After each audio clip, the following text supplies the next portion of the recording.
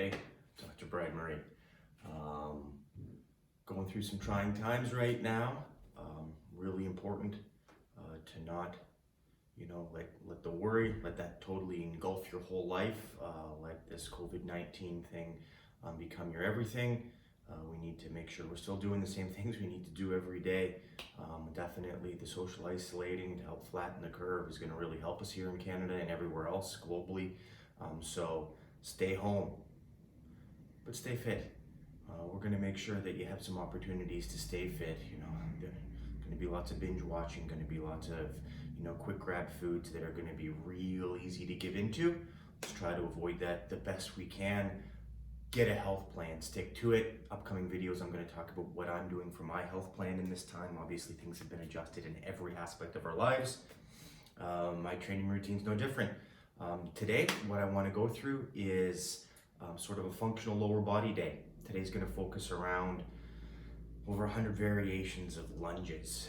Lots of stuff we can do in our lower body and upper body in these times at home. Minimal equipment needed.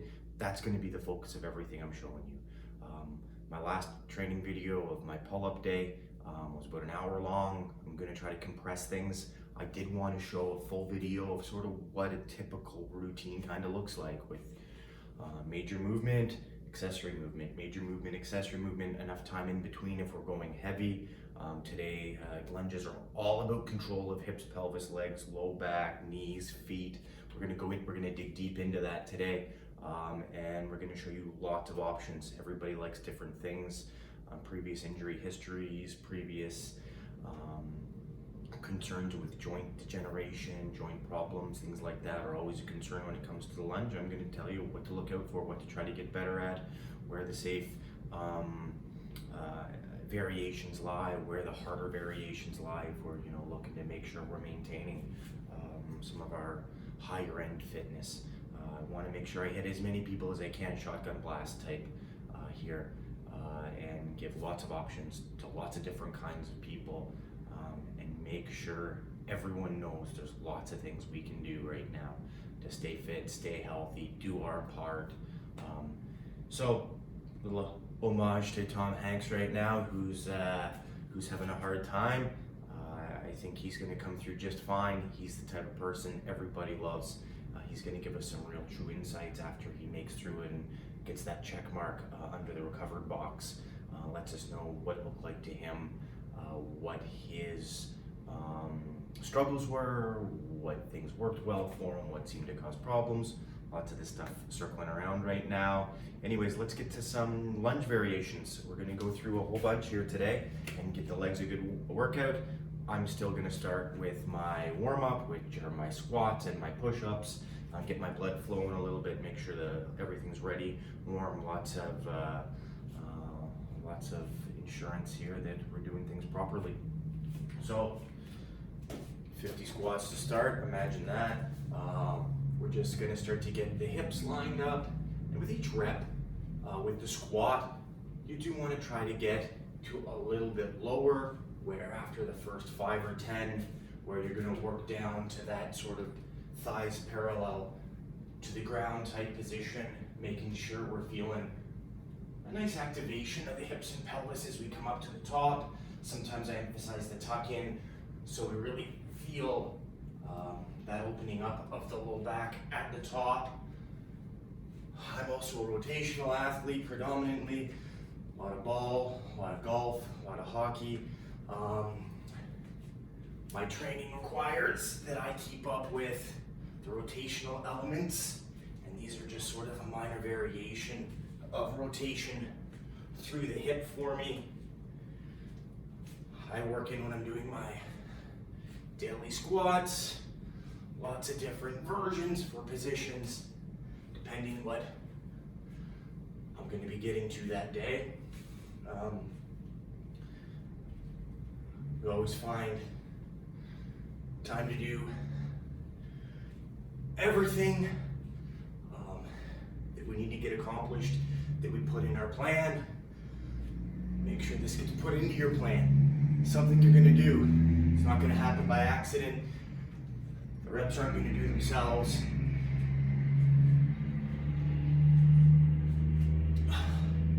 Do about 10 more. As I'm talking, I always find it hard to count the reps. I think I'm getting pretty close to 50 here. Okay, let's jump right in to push-ups. One thing people don't really mark enough is that during a push-up, there's so many core muscles. Sort of like a moving plank the whole time, where your body's trying to sort of get the hips up, use the muscles it wants, and we're fighting against that.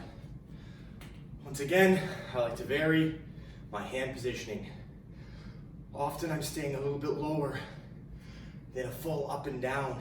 I'm trying to work a little bit lower for myself and get things tucked in a little bit better at the bottom. I'm trying to keep my body as stiff as possible. Never out like this with the elbows. Too hard on the shoulder. No matter what your variation, keep those elbows in, keep it tight, spare your shoulders. Use the big shoulder girdle muscles.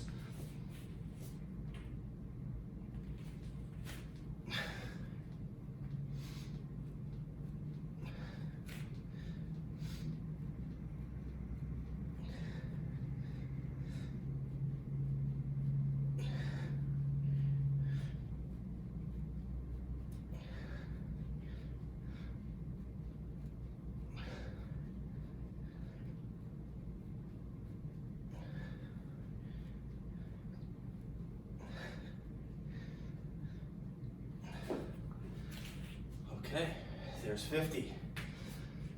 Whew, yeah, I feel a little bit. I just get that sort of heart rate up. I like to get it around 80. Usually get 80% of my max. How you figure out your max is different for everybody. Really, it's dependent upon age is the most common formula used. 220 minus your age, and that gives you your maximum heart rate, and then everything's a percentage away from that. If you're 40 years old, 220 minus 40 is 180. That's your max heart rate, and we want to work somewhere in the range of up to about 80% is lots for what we're trying to accomplish here over this time. Okay, let's start with the basic lunge. I'm gonna try to do a few different angles, make sure we got it. Now, the basic lunge is simple yet complex. Sort of like a mini one-legged squat with a little bit of support from the trail side. And I want to emphasize a lot of support overall from both legs. So we're going to go out. Let's start with the down position. We want the knee open. Too many people collapse. I don't even want it right over the foot. I want it to be even more externally rotated. Over this time, if we're going to work a little bit more external rotation dominance, get rid of the groin tightness, the knee collapsing in, putting complete stress through the knee. It's not uniform, it leads to osteoarthritis. We're working open. We're resting on the big shock absorbers of our glutes. High arch, active toes and foot. Your foot's not this thing to get around and be flat and move around. It's gotta be active. You gotta have your toes active. You gotta have your foot active, or that arch is gonna collapse. Drag everything in, you're gonna catch your foot externally rotating. Keep it straight, keep the knee open, keep the arch up. As far as the pelvis goes, I want you to feel like at the bottom you're tucking your pelvis through. That's gonna allow you to get through and get a little bit more access to that trail leg. When I'm coming down into my lunge, I wanna be pushing with hip extension off this leg on the top of the pelvis. We're not coming forward, jacking our quads and hams and our knee, causing a whole bunch of problems. A lunge is predominantly an up and down like an elevator motion, not a forward crest, a forward bend through the core. Works so many muscles, so many pelvic stabilizers, so many core muscles when done properly. When done improperly, causes pain, wears down joint surfaces, destroys MCLs, destroys meniscus. We're gonna do this right. We're gonna do everything we can to protect ourselves from any joint damage with maximum muscular effort, allowing the muscles to evolve, get bigger. So, first one we're gonna do is your static lunge. Looks like this. And we're back. And of all these guys, I have a list of 10 right now with modifications that puts the options through the roof. That's the static lunge. That's the first one, okay? The next one we're gonna go to is we're gonna go to a walking style lunge. This is just a little bit more applicable to the types of movements we do. Static lunge is good to keep everything in control and get your motion set up. I like this one a little more effectively, a little more functional. So when we're gonna do walking lunges, we're out, we're tapping, we're pushing off with our back foot to scissor our legs up, then we're gonna step forward. So it's a tap down, up, forward, tap down, up, forward, tap down, up, forward, tap down, up, forward, and continuing with those. Each one of these things you can think of in a cycle of 10. You're gonna do 10 reps of each. You can do 10 reps per side, 10 reps total, and we're gonna work our way up through multiple sets of this guy. So we've done the static, we've done the walking, now we're gonna do kettlebell. Really, kettlebells, squats, or kettlebell can be incorporated into any one of the variations we're gonna work on. It's just a good weighted option, a way to keep your whole body working and core coordinated. So essentially, kettlebell in Statue of Liberty position. That just means your arms straight up. Now, as we're gonna walk, we're doing the same things that we're doing in a walking lunge. We can also do this in a static lunge, but we're keeping everything tight and tall through here. Gonna be a nice shoulder workout. We do one side and then do the other. That's our kettlebell Statue of Liberty lunge. Of course, we're gonna get to weighted lunges where we can have the kettlebell in all kinds of different positions, different weights in different positions. But that's sort of Statue of Liberty. I do a lot of those ones to keep everything tight through the shoulder girdle, tucked back. Helps take your spine out of it. Real hard to bow forward into bad positioning when you're trying to keep upright with that whole arm. It's a really good stepping stone to really good quality lunging. The next one we're gonna work on is prisoner. Also another way to really focus on your core, not allow yourself to use the weight of your upper body to come forward. Sort of an intermediate between the Statue of Liberty and just a walking lunge. Arms are behind your head like a prisoner, elbows are straight out, and then now we're working that walking lunge forward again. I like to even add rotations to these. Once again, me being a rotational athlete predominantly, that's a lot of what I train for right now. I'm not doing the obstacle course races anymore.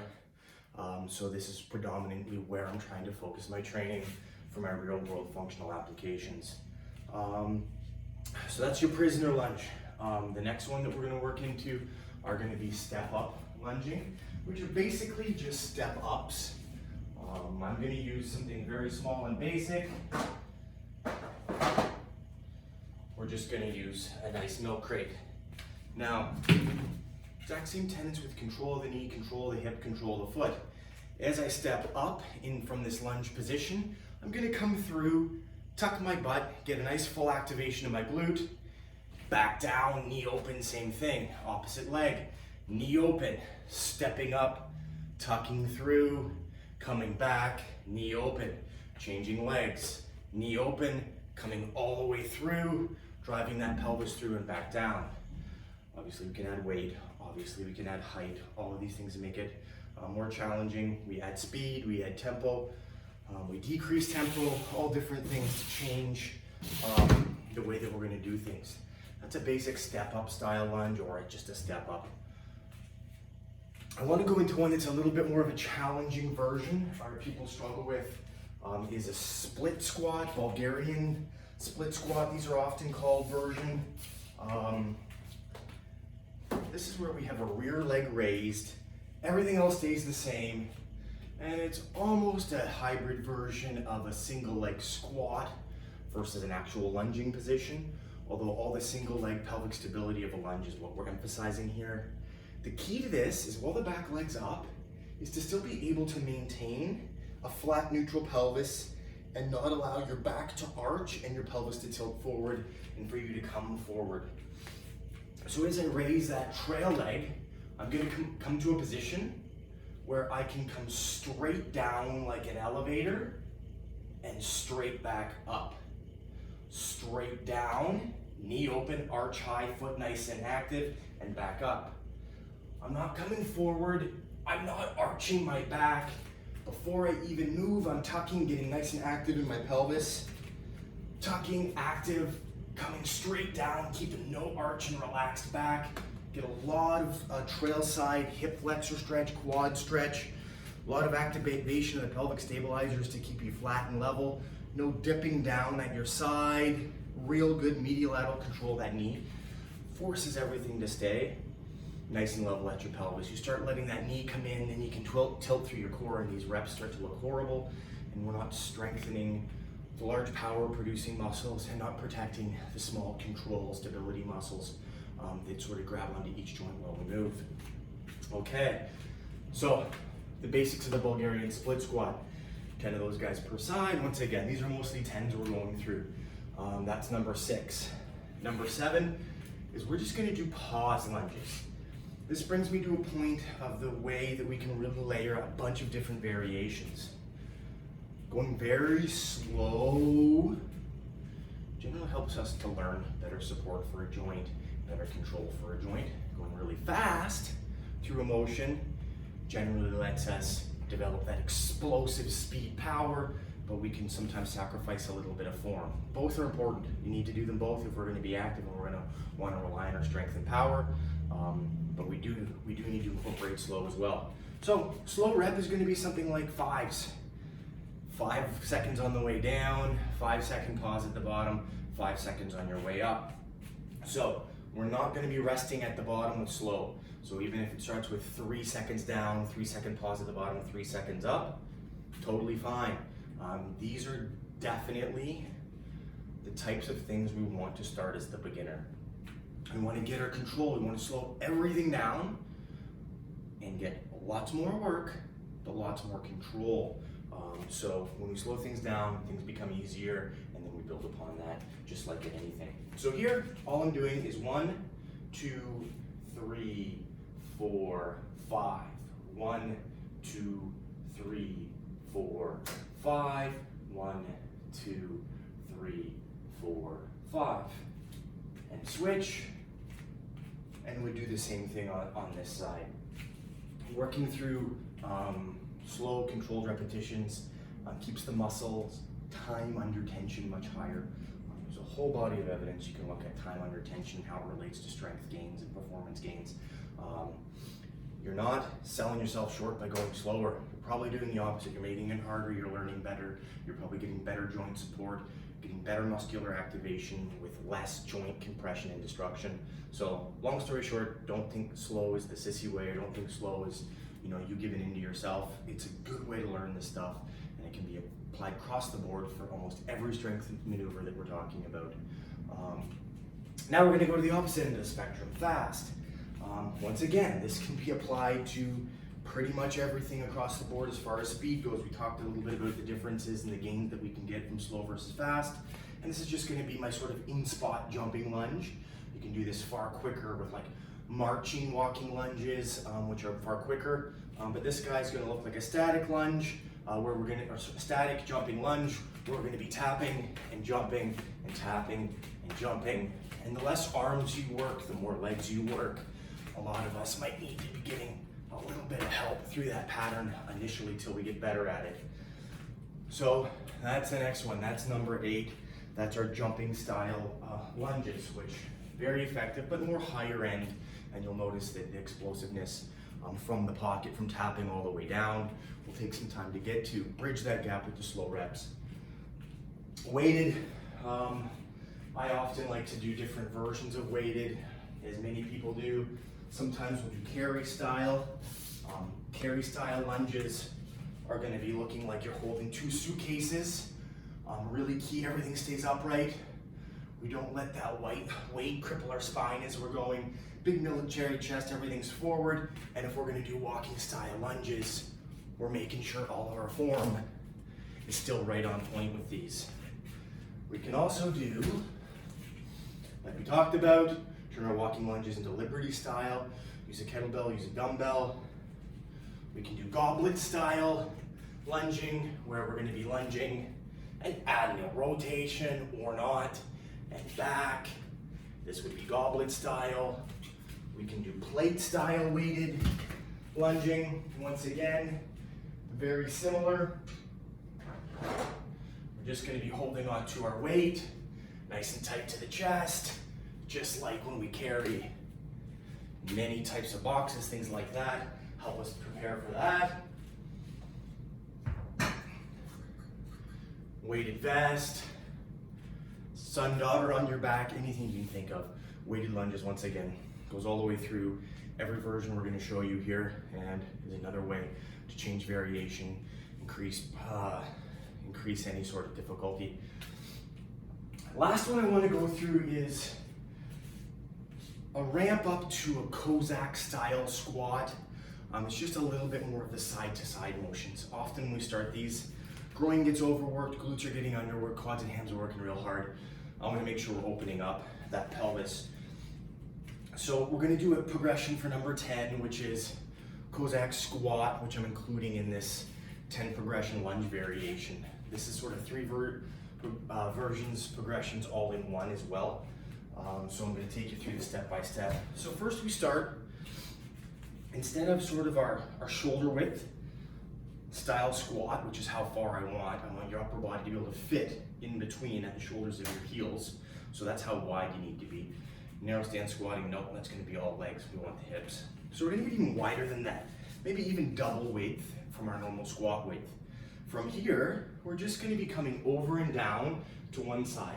Lots of stretch, knee open, arch nice and high, lots of weight back on the heels. It almost feels like you're sliding your hips and pelvis back on a 45-degree angle while that knee comes open. And that's just our side squat.